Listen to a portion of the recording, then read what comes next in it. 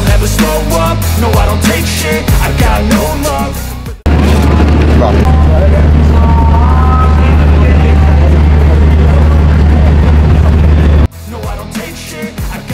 Saat ini, beberapa penyerang ganas timnas Indonesia yang siap membobol gawang Brunei Darussalam akan menjadi pembahasan kali ini. Salah satu di antara mereka adalah pemain naturalisasi yang tengah menjadi sorotan berkat penampilan apiknya bersama skuad Garuda.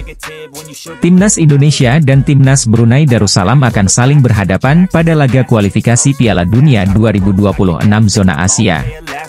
Kedua tim akan saling berhadapan sebanyak 2 kali.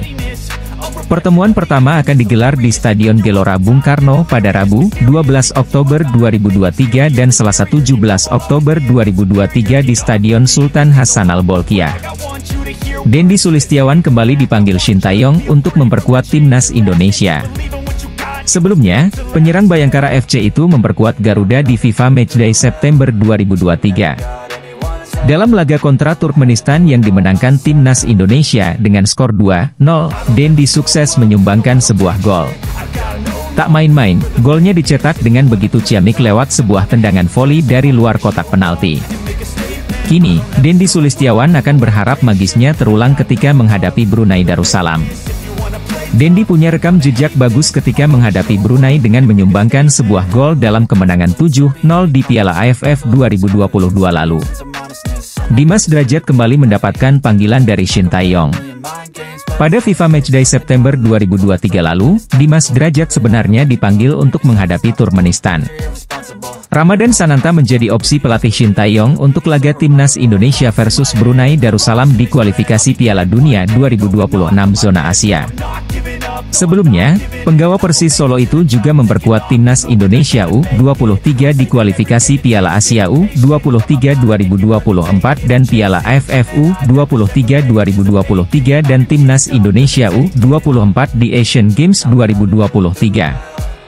Untuk melengkapi lini depan timnas Indonesia, pelatih Shin Tae-yong memutuskan memanggil Hoki Caraka jelang laga kontra Brunei Darussalam di babak pertama kualifikasi Piala Dunia 2026 zona Asia.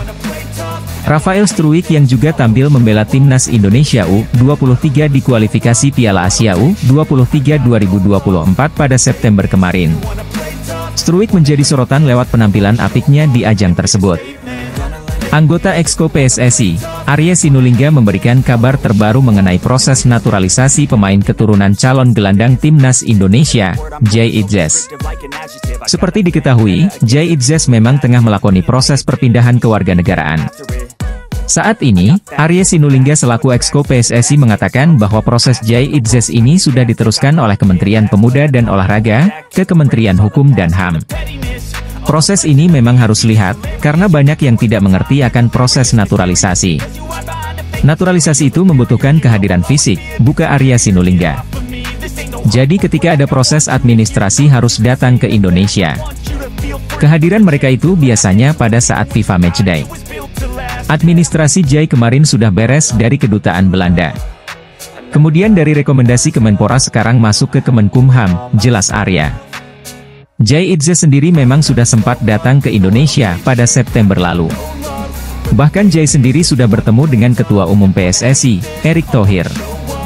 Arya pun menjelaskan bahwa proses naturalisasi Jay Itzes sendiri masih on proses.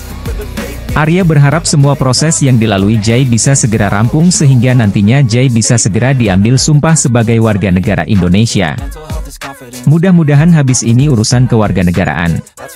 Setelah itu masuk ke Kemensesnek, masuk ke Presiden lalu diusulkan DPR.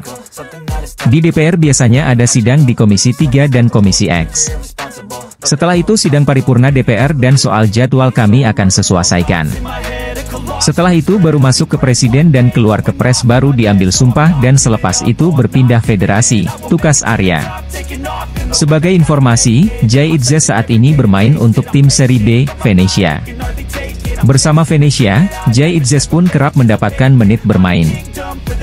Ramadan Sananta bakal menambah kekuatan timnas Indonesia U24 di lini depan. Skuad Garuda Muda sebelumnya seolah kehilangan tajinya karena hanya bisa mengandalkan Titan Agung. Timnas Indonesia U24 telah dipastikan lolos ke babak 16 besar meski berakhirnya grup F di peringkat ketiga. Skuad Garuda Muda masuk dalam 3 peringkat terbaik. Di babak 16 besar, Timnas Indonesia U24 akan memperebutkan juara grup E.